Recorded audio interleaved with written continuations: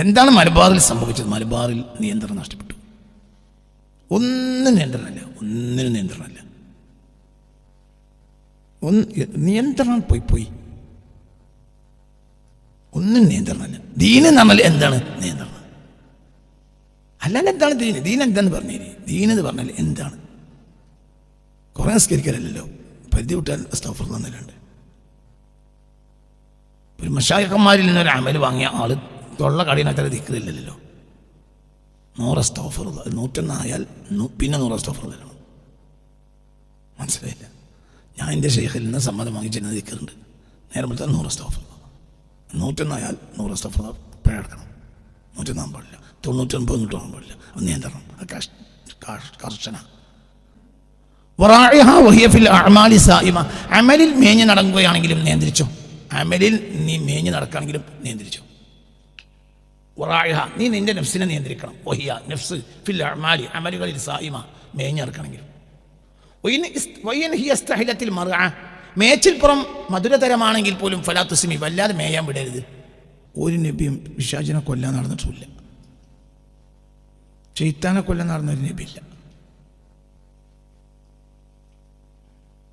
ഒരു നബിയും ശൈത്താനെ കൊല്ലാൻ നടന്നിട്ടില്ല. എന്നാൽ ലോകത്തെ എല്ലാം മുസീബത്തുണ്ടാക്കുന്നത് ആരാണ്? അത് ശൈത്താനാണ്. എന്നിട്ട് ഒരു നബിയും ശൈത്താനെ കൊല്ലാൻ നടന്നിട്ടില്ല, ശൈത്താനെ നന്നാക്കാൻ നടന്നിട്ടില്ല. അത് രണ്ടും മനുഷ്യൻ്റെ പണിയല്ല. ശൈത്താനെ കൊല്ലലും മനുഷ്യൻ്റെ പണിയല്ല, ശൈത്താനെ നന്നാക്കലും മനുഷ്യൻ്റെ പണിയല്ല. നല്ലോണം തല കൊടുത്ത് ചിന്തിക്കണം, തല കൊടുത്ത് ചിന്തിക്കണം. എന്താണ് ഞാനീ പറഞ്ഞത്? ലോകത്തൊരു നബി ഒരു അവയവത്തിൻ്റെ അടിസ്ഥാന സുഖത്തെ നിഷേധിച്ച ഒരു നബിയില്ല. അപ്പോൾ കാലുകൊണ്ടുള്ള ഒരു ഗുണം ഒരു നബി നിഷേധിച്ചിട്ടില്ല, പക്ഷെ നിയന്ത്രിച്ചു. കൈകൊണ്ടുള്ള ഗുണം ഒരു നബിയും നിഷേധിച്ചിട്ടില്ല. അപ്പോൾ കാലുകൊണ്ടുള്ള ഗുണം എന്താ? നടക്കല. കാലുകൊണ്ട് ഗുണം നടക്കലാണ്, പക്ഷെ നിയന്ത്രിച്ചു.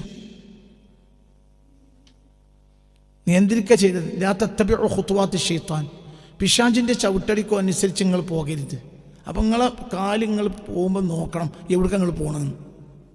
അല്ല, നിങ്ങൾ നടക്കരുത് നബി പറഞ്ഞില്ല, ഖുർആനും പറഞ്ഞില്ല, വേദങ്ങളും പറഞ്ഞില്ല.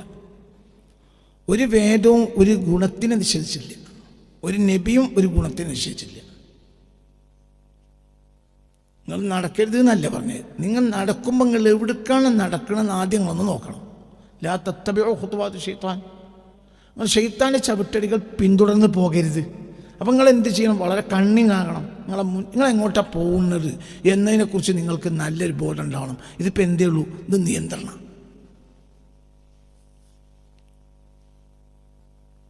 കയ്യിനെ ഒരു നബി നിരോധിച്ചിട്ടുണ്ടോ? ഇല്ല. അവൻ എന്താണ് വാങ്ങണത് എന്ന് നോക്കണം. ഒരു കാലം വരും, ലാ യുബാലിൽ മർഉ മാ അഖദ മിൻഹു, അവൻ വാങ്ങുന്നതിനെ കുറിച്ച് അവൻ ചിന്തിക്കാത്തൊരു കാലം. അമിനൽ ഹലാലി ഹമ്മിനൽ ഹറാം, അത് ഹലാലാണോ ഹറാമാണോ നോക്കാത്തൊരു കാലം വരും.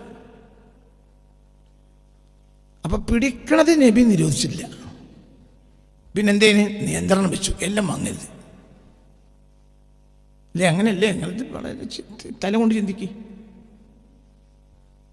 തല കൊടുത്തിട്ട് നിങ്ങൾ ചിന്തിക്കുക, തല കൊടുത്തിട്ട് ചിന്തിക്കുക. എപ്പോൾ മനുഷ്യൻ നിയന്ത്രണത്തിലാണോ അപ്പോൾ അവർ ദീനിലായിരിക്കും.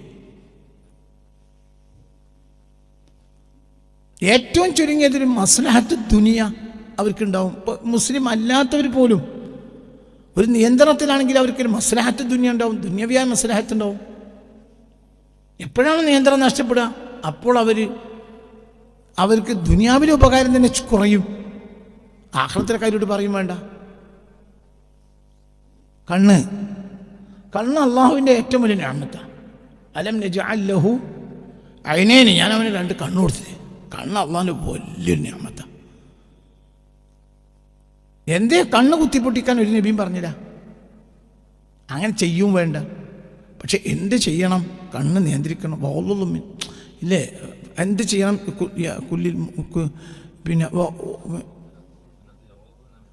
പിന്നെ അബ്സാരി, അതെ, കണ്ണ് ദൃഷ്ടി താഴ്ത്തണം, എല്ലാത്തേക്കും നോക്കരുത്.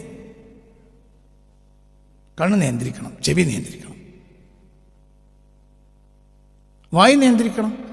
ആവശ്യമില്ല. ഹുസ്നി ഇസ്ലാമിൽ മർഇ തർക്കുഹു മാ ലാ യഅനി.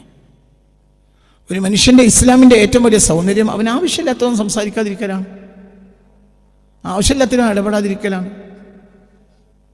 ആവശ്യമുള്ള ഇടപെട്ടാൽ മതി, ആവശ്യമുള്ള മാത്രം സംസാരിക്കാം.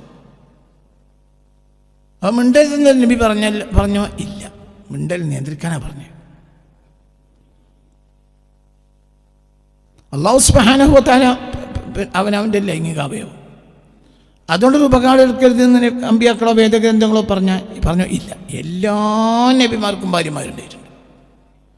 ഭാര്യയില്ലാത്തൊരു നബി സയ്യിദുനാ ഈസ അലൈഹിസ്സലാം, അവർക്ക് ഇനി ഭാര്യ ഉണ്ടാവും, ഇനി അവർ തിരിച്ചു വരും, അവർ കല്യാണം കഴിക്കും, അവർക്ക് മക്കളുണ്ടാവും.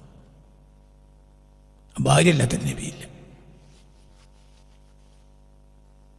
അപ്പം അതുകൊണ്ട് തൻ്റെ ലൈംഗികാവയവം കൊണ്ട് അവർ ഉപകാരം എടുക്കരുതെന്ന് പറഞ്ഞോ? ഇല്ല, നിയന്ത്രിക്കാം.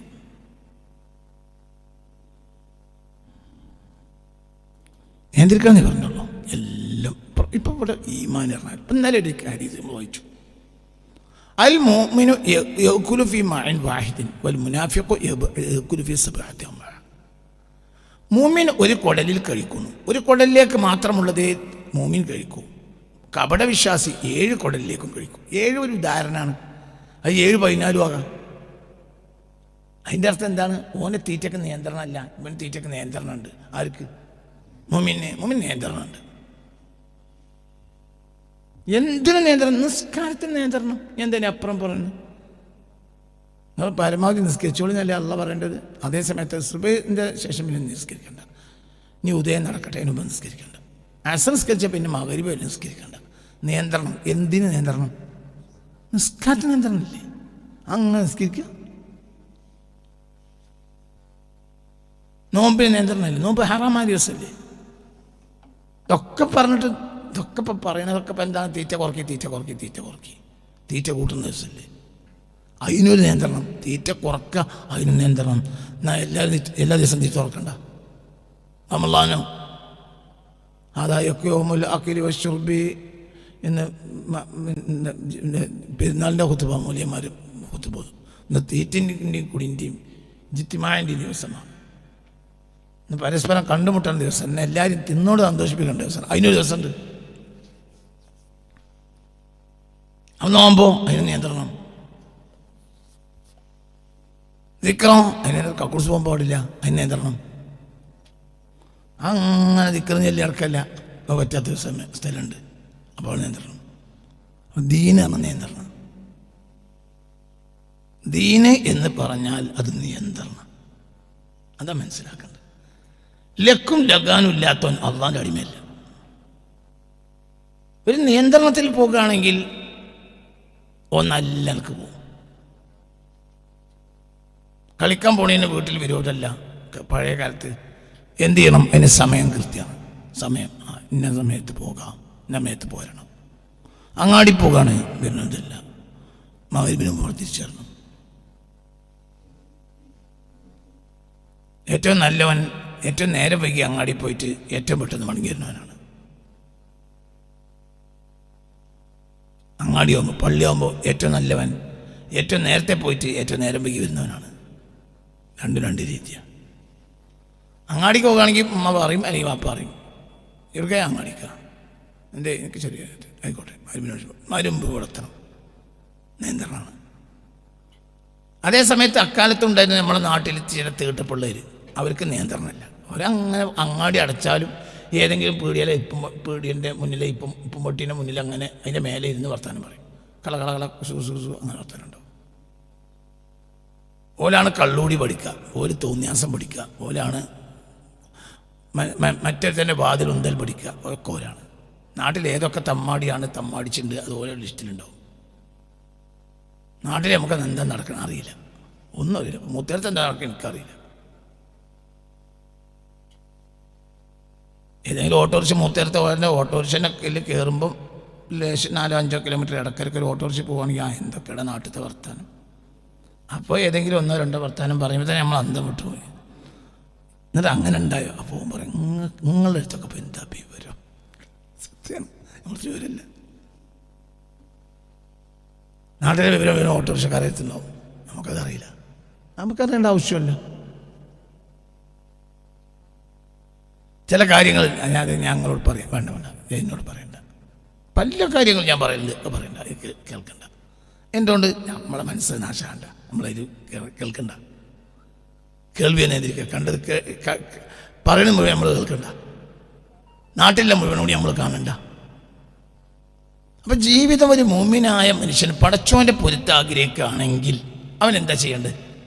ഒറ്റ മറുപടിയുള്ളൂ. എന്താ ചെയ്യേണ്ടത്? എന്താ ചെയ്യേണ്ടത്? നിയന്ത്രിക്കണം. തിന്നൽ നിയന്ത്രിക്കുക, കുടിക്കൽ നിയന്ത്രിക്കുക, നോമ്പ് വിളിക്കൽ വരെ നിയന്ത്രിക്കുക. ഒരുത്തൻ 96 നോമ്പ് വിൽക്കുകയാണെങ്കിലും ഇടയിൽ നോമ്പ് ഒഴിവാക്കി നിർബന്ധ. അതെന്നാ വരുന്നാൾ നന്നൂറ്റില്ല അല്ലെ? അങ്ങനെയല്ലേ? എല്ലാം ദീനെന്ന് പറഞ്ഞാൽ ഒരു നിയന്ത്രണമാണ്. അവിടെ അടിസ്ഥാനം അള്ളാഹുവിൻ്റെ പൊരുത്താണ്. ഈ അള്ളാഹുവിൻ്റെ പൊരുത്തം മുന്നിൽ വെച്ച് ഒരു അടിമ നിയന്ത്രിക്കുന്നേ. ഇതാണ് ദീന്. നിലവിൽ മലബാറിലെ മുസ്ലിമീങ്ങൾക്ക് ലക്കും ലഗാനും നഷ്ടപ്പെട്ടു പോയി. നിയന്ത്രണം. പിന്നെ ഒരു നിസ്കരിക്കണം, ഒരു കാട്ടിക്കൂട്ടല ഇതൊക്കെ. ഇന്ന് നമ്മൾ ഈ മുസ്ലിമീങ്ങൾ ഇതെല്ലാം ഒരു കാട്ടിക്കൂട്ടല. ഇത് ദീനല്ല മനുഷ്യൻ. ഇതെന്ത് ദീനാണ്? കാരണം ആർക്കും ആരുടെ മേലും ഒരു നിയന്ത്രണവും ഇല്ല. ആകെ ഒരു പേടിക്കണത് പോലീസുകാരാ.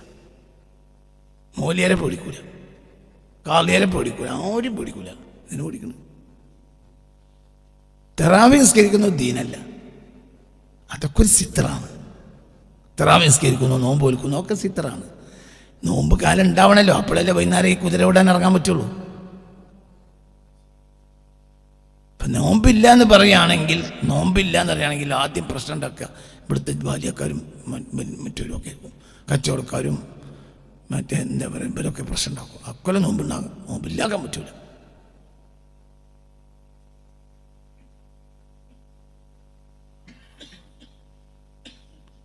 അങ്ങനെ ഒരു നാട്ടിൽ പഴയ കാലത്തൊക്കെ ഉണ്ടായിരുന്നു നേർച്ചകൾ.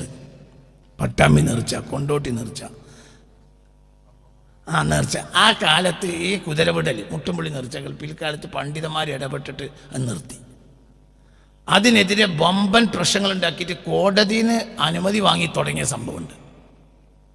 പട്ടാമ്പി നേർച്ച ഒരു കാലത്ത് ആലിമീങ്ങൾ ഇടപെട്ട് നിർത്തിയിട്ട് കോടതിയിൽ നിന്ന് അനുമതി വാങ്ങി നടത്തിയത് സാമൂഹിക ഉത്സവമാണ്.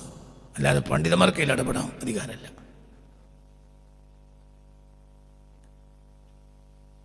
ഒരു അടിസ്ഥാന നന്മയായിരിക്കും, നന്മക്ക് വേണ്ടി തുടങ്ങിയതായിരിക്കും അത്. എന്ത്?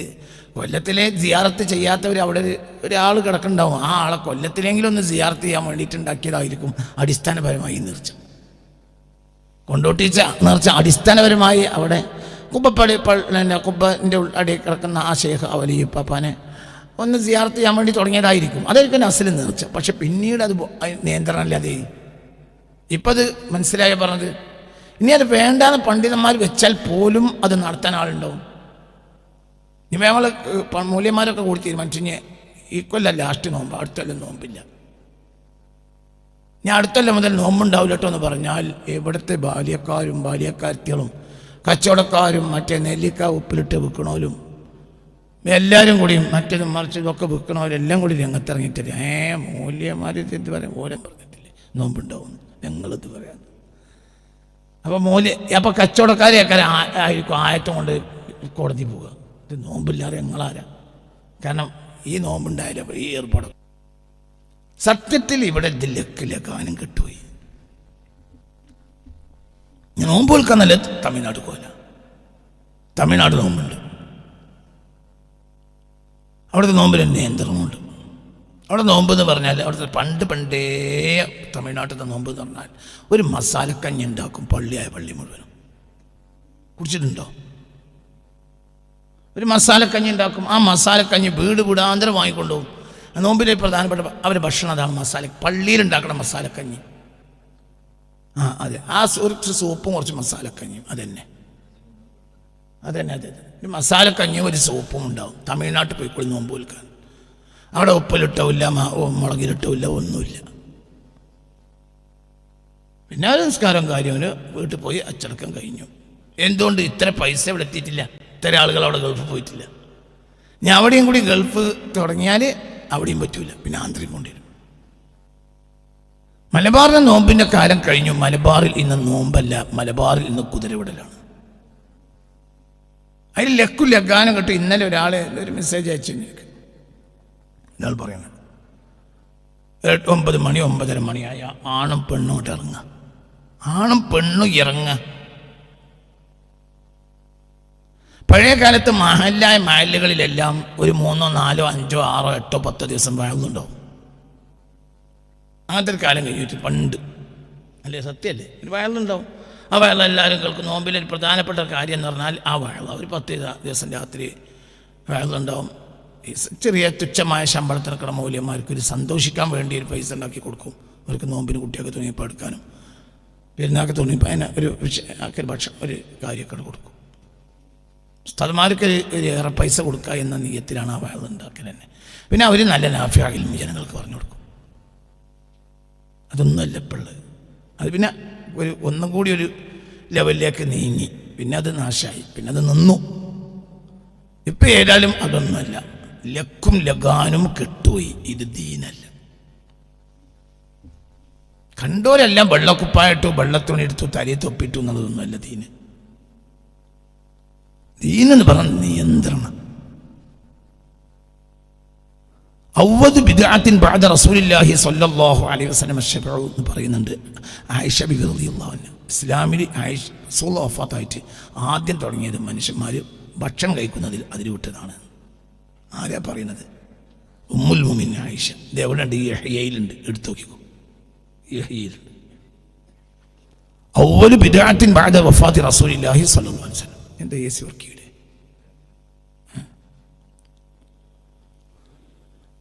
അവ്വലു ബിദ്അത്തിൻ ബഅദ വഫാത്തി റസൂലില്ലാഹി സ്വല്ലല്ലാഹു അലൈഹി വസല്ലം. അല്ലാഹുവിൻ്റെ ഹബീബിൻ്റെ വഫാത്ത് കഴിഞ്ഞിട്ട് മുസ്ലിം ലോകത്തുണ്ടാകിയ ആദ്യത്തെ നാശം അശ്ശബഉ, പള്ളറിയൽ തുടങ്ങിയതാണ്. അവൻ നബിയുടെ കാലത്ത് പള്ളെന്നറിയില്ല, വയറിറക്കൂല അവർ. നബി നിയന്ത്രിക്കും. ഇന്നലെ പറഞ്ഞല്ലോ, ഒരാൾ ഏമ്പൊക്കെ വിട്ടപ്പോൾ ഹബീബ നബി വേണ്ട കുറച്ചാള എന്ന് പറഞ്ഞു. അവ്വലു ബിദ്അത്തിൻ ബഅദ വഫാത്തി റസൂലില്ലാഹി സ്വല്ലല്ലാഹു അലൈഹി വസല്ലം അശ്ശബഉ എന്ന് ഉമ്മുൽ മുഅ്മിനീൻ ആയിഷ പറഞ്ഞു. റസൂലുള്ളാഹിയുടെ കാലത്ത് വയറിൽ വല്ല ഭക്ഷണം കഴിക്കുന്നതിൽ നബി നിയന്ത്രണം കൊണ്ടുവന്നു. ആര് കൂടുതൽ കഴിക്കുകയാണെങ്കിലും റസൂലുള്ളാഹി ഇടപെടും. സ്വല്ലല്ലാഹു അലൈഹി വസല്ലം. ഇസ്ലാമിൽ ആയിഷ ബീവി പറയാണ്, അള്ളാഹിൻ്റെ ഹബീബിൻ്റെ കാലത്ത് ഭക്ഷണത്തിൽ നല്ല നിയന്ത്രണമാണ്. അത് കഴിഞ്ഞപ്പോൾ പിന്നെ ആ നിയന്ത്രണം വിട്ടു. അതോടുകൂടി ഇസ്ലാമിൻ്റെ കാര്യം പോയി. അള്ളാഹു നമ്മൾ അത് കാത്തുരക്ഷിക്കട്ടെ. നിങ്ങൾ ചിന്തിക്കും. അപ്പം വിഷയത്തിൽ ഒറ്റ മറന്നേ ഉള്ളൂ. ഇന്നിപ്പോൾ പള്ളി കമ്മിറ്റി ഉസ്താദുമാർ അവർ ഇറങ്ങി പണിയെടുക്കേണ്ടത് ഈ വിഷയമാണ്.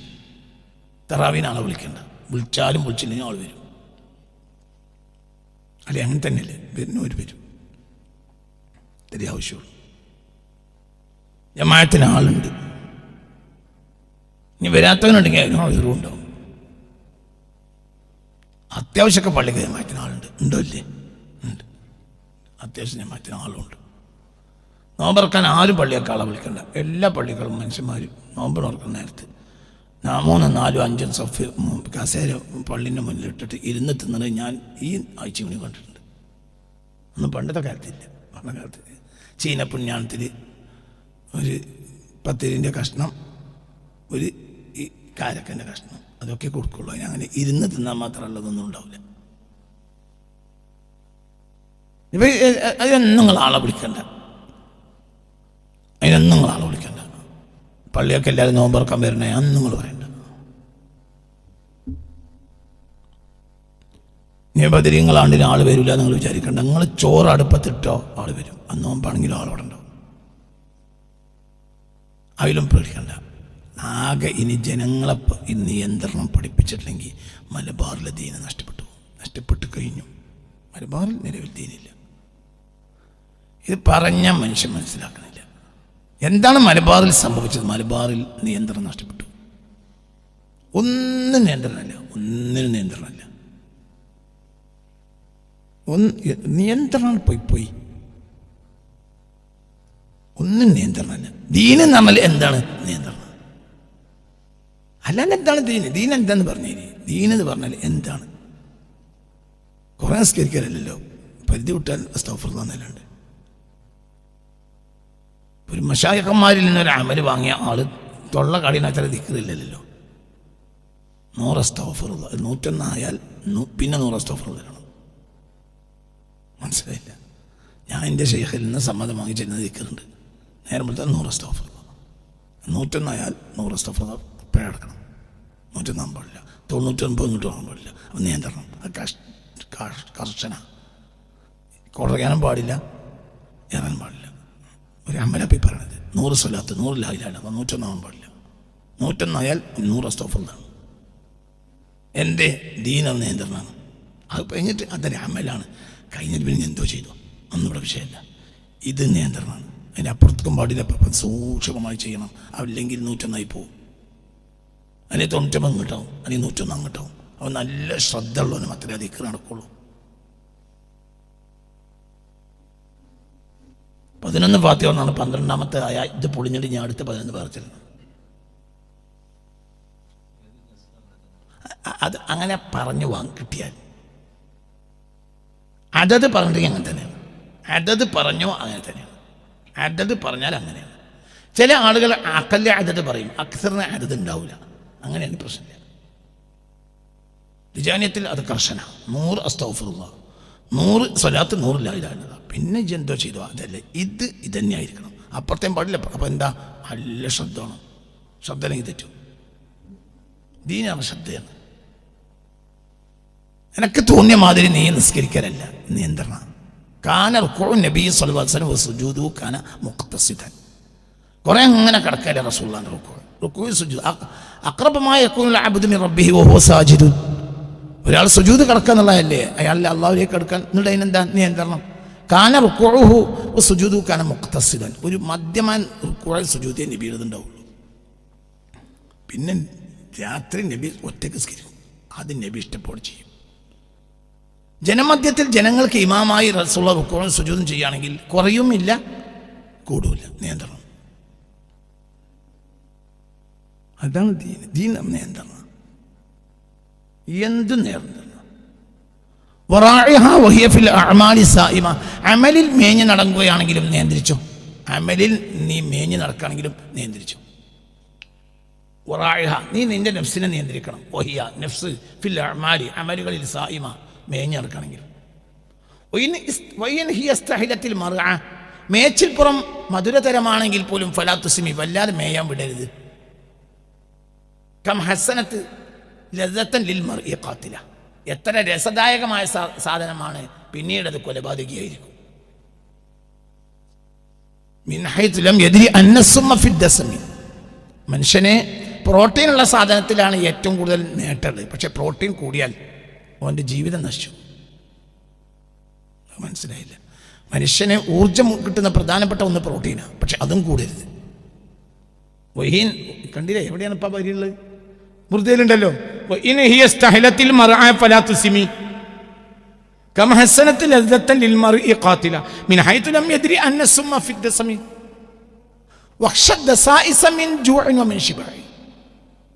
വിശപ്പ് നിയന്ത്രിച്ചോ, തീറ്റി നിയന്ത്രിച്ചോ. വിശപ്പ് കൂടാൻ പാടില്ല, തീറ്റ കൂടാൻ പാടില്ല. നീ വിശപ്പോ ഒന്ന് നിയന്ത്രിക്കണം. അപ്പം ദീനാണ് മൊത്തം. എന്താ മൊത്തം ദീന നിയന്ത്രണം? മൊത്തം ദീന നിയന്ത്രണം. ആ നിയന്ത്രണം നഷ്ടപ്പെട്ടാൽ പിന്നെ ആ ജനതക്ക് ദീനുണ്ടെന്ന് പറയാൻ പാടില്ല.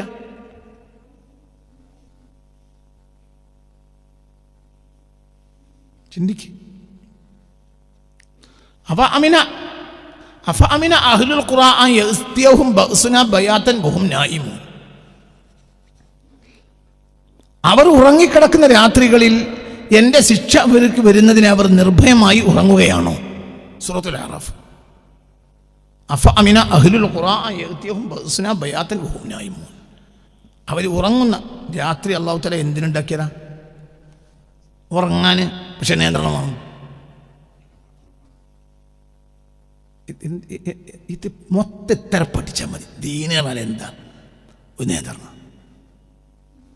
അല്ലാഹു സുബ്ഹാനഹു വ തആല ഈ മുത്തുനബിയും നിന്റെ ലൈഫിനെ നിയന്ത്രിക്കലാണ് ഇസ്ലാം എന്ന് പറയുന്നത്. അവർക്ക് വിട്ടുകൊടുക്കണം.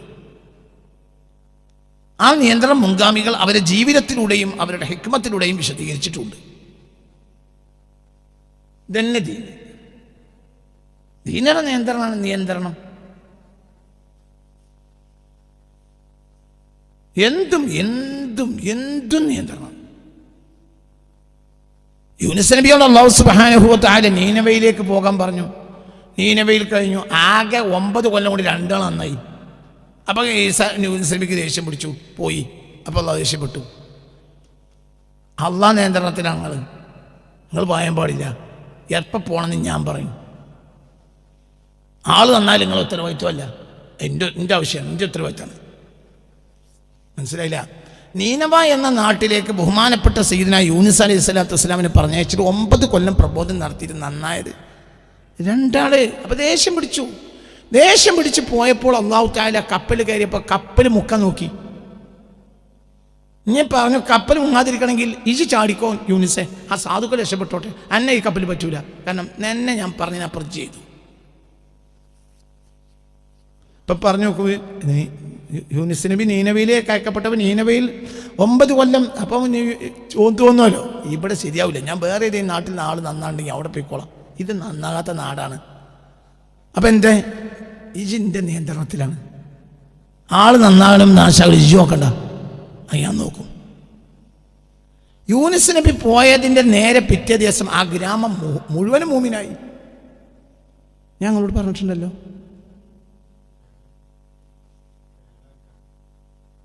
കേട് റബ്ബിൻ്റെ നിയന്ത്രണത്തെ ശ്രദ്ധിച്ചില്ല എന്നുള്ളതാണ്. കേടായതുമല്ല. നിങ്ങൾ പാഠം പഠിച്ചു നോക്കി. പാഠം അത് ഭയങ്കര പാഠല്ലേ. പഠിച്ചോ നമ്മളെ നിശ്ചയിച്ച ആ കാര്യത്തിൽ നമ്മൾ ഇടപെട്ടാൽ മതി, അതിൻ്റെ അപ്പുറത്തേക്ക് പോകരുത്. ആ നാടിനെ നന്നാക്കൽ നിന്റെ ഉത്തരവാദിത്തമല്ല യൂനുസ, എൻ്റെ ഉത്തരവാദിത്തമാണ്. ഈ എടുക്കണം, പണിയെടുക്കണം, എന്നോട് പറയണം പോരുമ്പോൾ. അപ്പോൾ ഞാൻ പോയിക്കോറയും അല്ലെങ്കിൽ പോകണ്ടെന്ന് പറയും, എൻ്റെ നിയന്ത്രണത്തിലാണ്.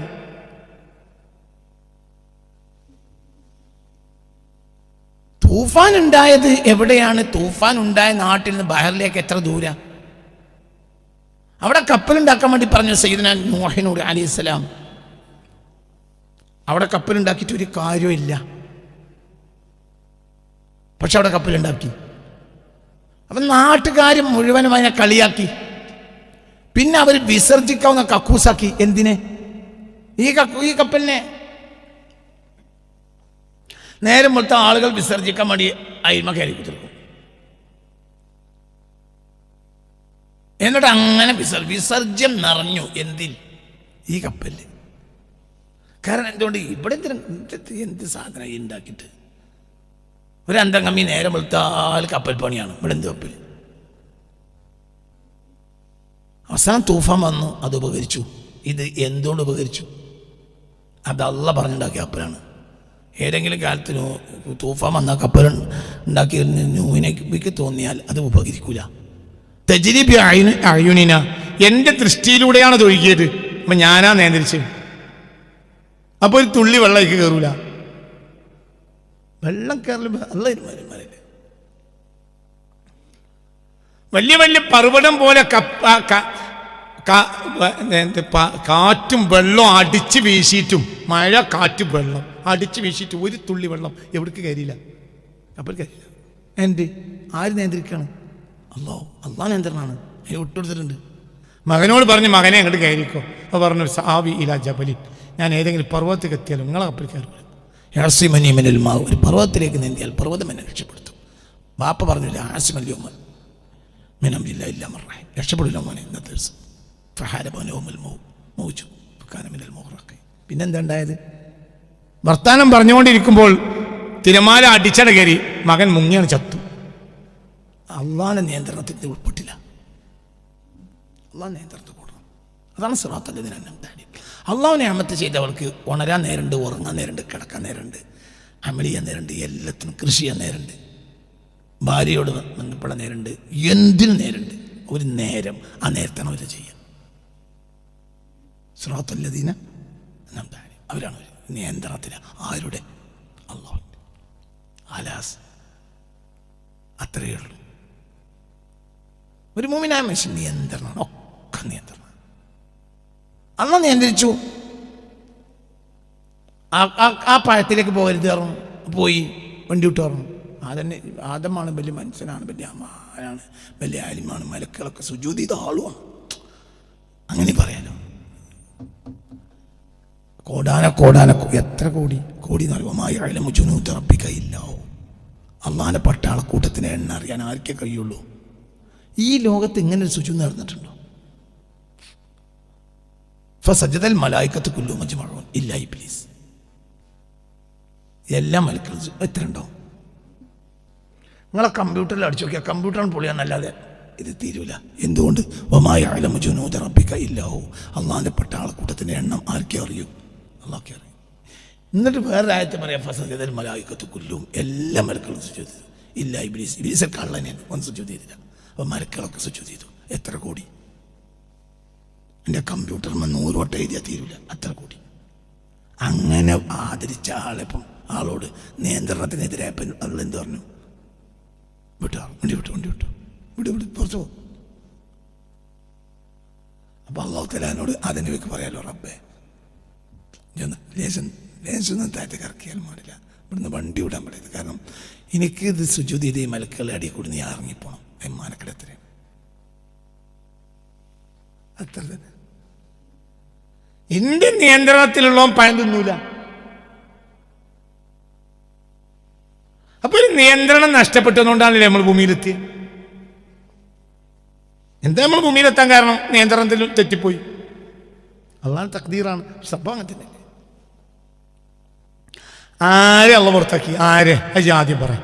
ഫസജദൽ മലായികത്തു കുല്ലുഹും അജ്മഊൻ. പിന്നെ എന്താ എൻ്റെ പള്ളി പ്രസിഡന്റ്, പിന്നെന്താടാ പള്ളി സെക്രട്ടറി, പിന്നെന്താടാ എൻ്റെ പീടിയിൽ നിന്ന് 3 മീറ്റർ തലയിൽ കെട്ടിയ ഇജ്, എൻ്റെ തലയിലെ ബാല് ദുബർ വരെ എത്തിയിട്ട് എന്ത് ആദനവിനെ പുറത്താക്കിയ അള്ളാഹ്ക്ക് എന്താണ് എങ്ങ ഇജ്?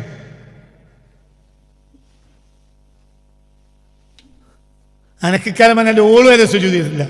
ഇവല്ല തലയെ കെട്ടി നടക്കണമെന്നല്ലാതെ എൻ്റെ ഓള് വരെ എനിക്ക് സുജൂദ് ചെയ്തിട്ടില്ല, ചെയ്യൂല. നിങ്ങൾ എൻ്റെ പുതിയപ്പള ആവൂല, എന്നെ തലാക്കല്ലേ മാറില്ല, നിങ്ങൾക്ക് സുജൂദ് ചെയ്യാനാവൂല.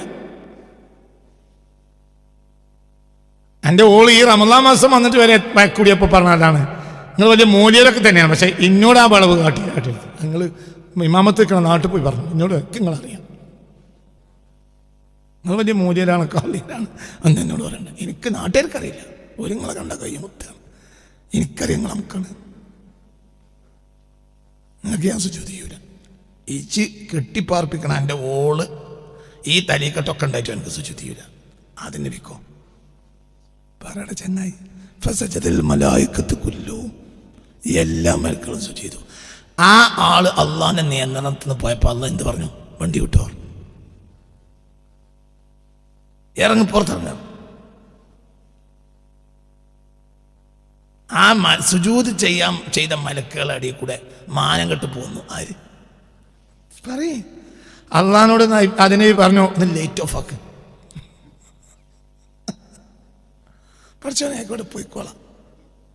ഞാൻ എങ്ങനെ ഇവിടുന്ന് മാനം കെട്ട് പോയത്? മലക്കുകൾ കാണരുത്, മാനക്കളില്ലേ? ഈ മലക്കുകളെ കൊണ്ടൊക്കെ അള്ളാഹു തആല ആദം നബിക്ക് സുജൂദ് ചെയ്തിട്ട് ഓരടി തന്നെ മാനം കെടുത്തി വിട്ടു. അത് പറയും അതെങ്ങ ദീനാണ്. എന്താ നിങ്ങൾ കുറെ പള്ളിക്കരിയാണ് സുജൂദ് ചെയ്യുന്നത്? എന്താ ദീൻ എന്ന് പറഞ്ഞാൽ റബ്ബിന്റെ നിയന്ത്രണത്തിൽ ഒതുങ്ങുക, അതന്നെ ദീൻ.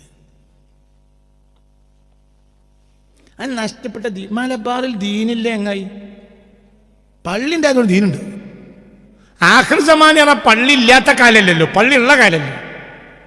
മസാജിദുഹും ആമിറ, വലിയ വലിയ പള്ളികൾ ഒരു കാലത്തുണ്ടാവും. വഹിയ ഖറാബും മിനൽ ഹുദ, ഹിദായത്തുള്ള ഒറ്റൊന്നും അതിലുണ്ടാവില്ല. എന്താ ഹിദായത്ത്? റബ്ബിന്റെ നിയന്ത്രണത്തിൽ ഒതുങ്ങുക. ആരാ സിറാത്തല്ലദീന അൻഅംത അലൈഹിം? റബ്ബിന്റെ നിയന്ത്രണത്തിൽ ഒതുങ്ങിയവര്.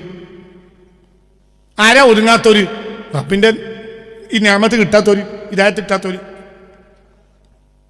തല കൊടുത്തിട്ട് ചിന്തിക്ക്, തല കൊടുത്തിട്ട് ചിന്തിക്ക്. ദീൻ എന്ന് പറഞ്ഞാൽ ഒറ്റ കാര്യ. ദീൻ എന്നാൽ റബ്ബിന്റെ നിയന്ത്രണത്തിൽ ഒതുങ്ങുന്നതിനാണ് എന്ത് പറയുക? അതാണ് ദീൻ. അതിന് ദീൻ തന്നെ ദീൻ പറഞ്ഞൊന്നുമില്ല. ഇതിൻ്റെ അപ്പുറത്തേക്ക് പോകുന്നതുകൊണ്ട് തന്നെ അള്ളാഹ് പറഞ്ഞ നേരത്തെ നിസ്കരിക്കുക, അള്ളാഹ് പറഞ്ഞ നേരത്തെ മുമ്പ് വിൽക്കുക, അള്ളാഹ് പറഞ്ഞ എന്ത് പറഞ്ഞു അങ്ങനെ തന്നെ. ഈ നിയന്ത്രണത്തിനപ്പുറം ഒന്നുമില്ല. അതിന് പേരും വലിയ പാടല്ലേ? അല്ല, പാടല്ലേ?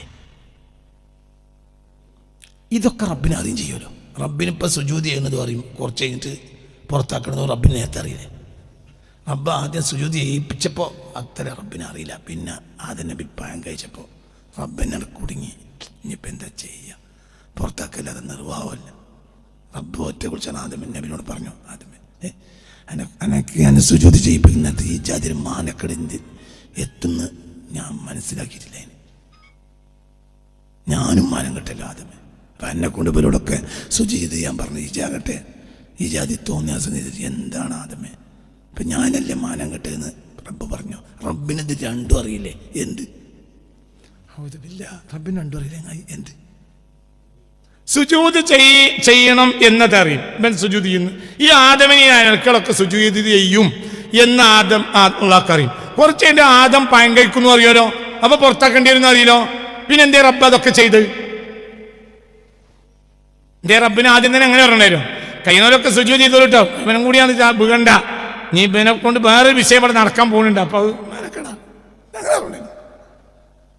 എല്ലാവരും സുജൂദ് ചെയ്യണമെന്ന് ഞാൻ പറയണില്ല. ഇത് നിങ്ങൾ വിചാരിച്ച മുതലല്ല.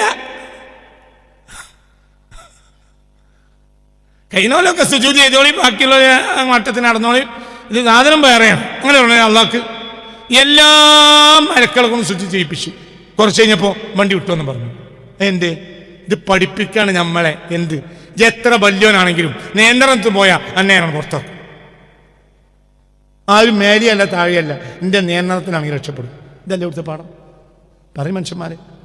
അതായത് എല്ലാവരും സുജൂദ് ചെയ്യാൻ വേണ്ടി പറഞ്ഞ എന്ത്? പിന്നെ മലക്കളെ മേലെ അള്ളാഹു തആല കാണിച്ചിട്ട് മലക്കൾക്ക് അറിയില്ലായിരുന്നു. ആദം നബി എല്ലാത്തിനും പേര് പറഞ്ഞു. അപ്പൊ അവരെക്കാൾ ഇൽമുള്ള ആളാണ് ആര്? ആദം. അപ്പൊ അതിന് അവിടെ അംഗീകാരം കൊടുത്തു. എല്ലാവരും സുജൂദ് ചെയ്താലെന്ന് പറഞ്ഞു. കുറച്ച് പയം കഴിച്ചു, വണ്ടി വിട്ടോന്ന് പറഞ്ഞു. അതന്നെ ഇതെല്ലാവർക്കും പഠിപ്പിച്ച മൂല്യരല്ലേ, മറ്റല്ലേ, അതല്ലേ, ഇതല്ലേ, അതൊന്നും നോട്ടല്ല. നിയന്ത്രണം ഉണ്ടാവണം. അപ്പൊ ദീനെന്ന് പറഞ്ഞാൽ ഇപ്പൊ എന്താണ് ദീന നിയന്ത്രണം? ദീനെപ്പറ്റി നിസ്കാരം എന്ന് മനസ്സിലാക്കിയും വിട്ടിയ, ദീനവൻ നോമ്പെന്ന് മനസ്സിലാക്കിയും വിട്ടിയ, ദീനി എന്നാൽ ഹജ്ജിന്ന് മനസ്സിലാക്കിയും വിട്ടിയ. ഈ കഅബാലയത്തിന്റെ മുറ്റത്ത് ജനിച്ച മനുഷ്യൻ ആകെ ഒരു ഹജ്ജ ഇത് മുഹമ്മദ് മുസ്തഫ. ഇങ്ങനെ കൊല്ലം ഹജ്ജിന് വണ്ടി ചെയ്തോണ്ട് നന്നാവും. നിങ്ങൾ എൻ്റെ കൂടെ അല്ല.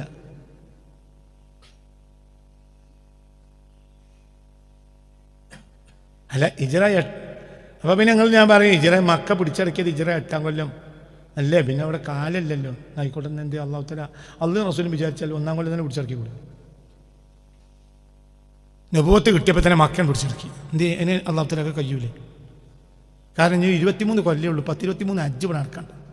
ഹജ്ജൊക്കെ ആളുകൾക്കൊന്ന് തേങ്ങണം. അതുകൊണ്ട് നമുക്ക് 1-ാം കൊല്ലം തന്നെ നബിയെ. ഞാൻ ജിബിരിയിൽ ഏതായാലും ജിബിരിയിലൊക്കെ ഒന്ന് ഇറങ്ങി വന്നിട്ടാണല്ലോ ഇപ്പോൾ ബദറന്നെ നടന്നത്. അപ്പോൾ 1-ാം കൊല്ലം തന്നെ എന്ത് ബദർ.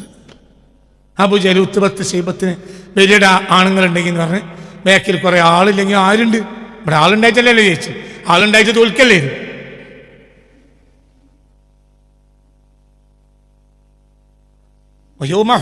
ഇത് അഅജബത്തുക്കും കസറത്തുക്കും ഫലം തുഗ്നി അൻകും ശൈഅൻ. ആളെമ്പാടുണ്ടായപ്പോൾ നിങ്ങൾ തോൽക്കേ. അപ്പൊ ആളുണ്ടായിട്ടാണോ ജയിച്ചേ? ആളുണ്ടായിട്ട് ജയിച്ചേ. ആളുണ്ടാവുമ്പോ തോൽക്കല്ലടോ ചെയ്ത. സൂറത്ത് തൗബ. ഇത് അഅജബത്തുക്കും കസറത്തുക്കും. ഹുനൈനിലേക്ക് പോയപ്പോൾ നിങ്ങളെ തന്നെ ആശ്ചര്യപ്പെടുത്തി. കസറത്തുക്കും, നിങ്ങളുടെ ആധിക്യം. അതിന് മാത്രം ആളാ നബിന്റെ ഒപ്പം. വലിയ വമ്പൻ ആൾക്കൂട്ടവും കൊണ്ടാണ് എങ്ങോട്ട് പോയത്? യൗമ ഹുനൈനിൻ ഇദാ അഅജബത്തുക്കും കസറത്തുക്കും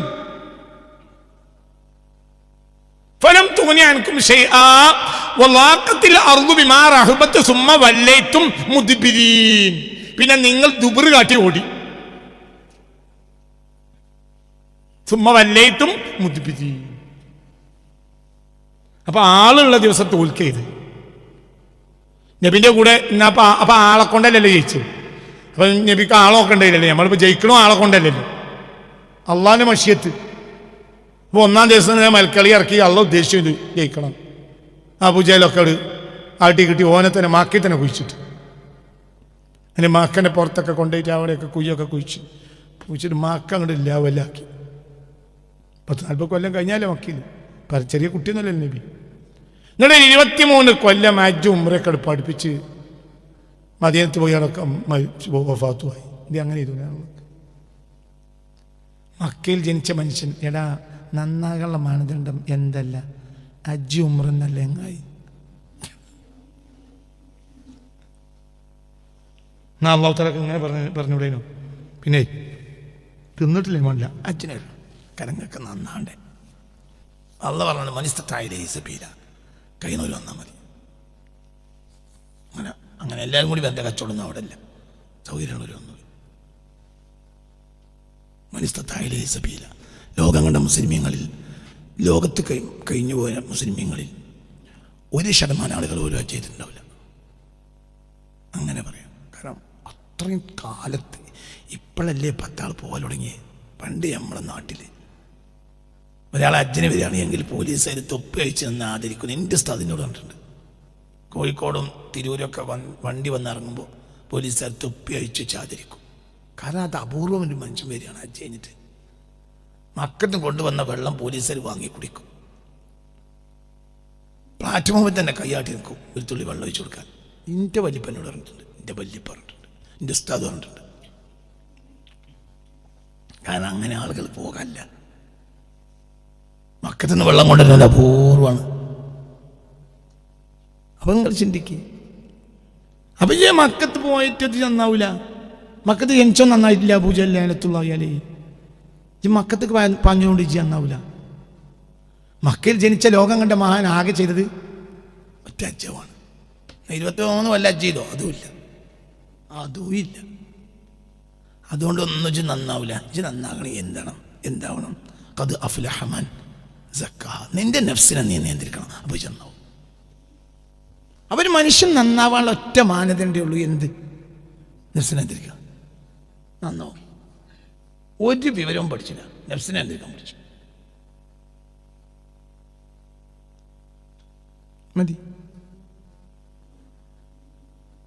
യാത്രയിൽ ഒരു കുട്ടിയെ കണ്ടപ്പോൾ എന്ത് ചെയ്തു? ആടിനെ ചോദിച്ചു.